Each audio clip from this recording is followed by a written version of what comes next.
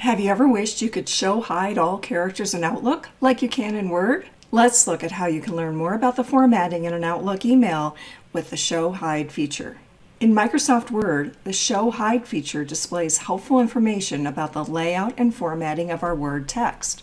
You'll find it in the Home tab of the ribbon in the paragraph group, and here is hide. When it's enabled, we see non-printing characters that show where we have spaces, hard returns, tabs, indents, and other document formatting. This is especially helpful when you're editing other people's content. In Outlook, hide could also be helpful for formatting longer Outlook messages. However, the hide is kind of a hidden button because it's not very obvious when we're composing our messages. You'll find it in the Format tab.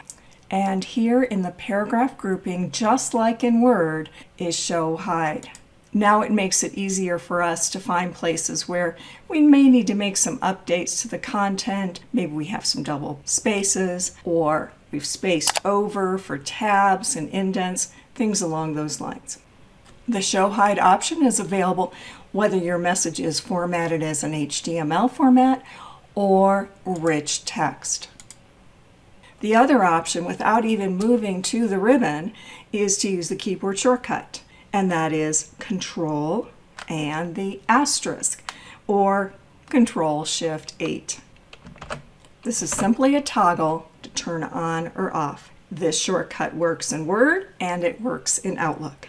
It's that easy to improve formatting and editing in your Outlook messages.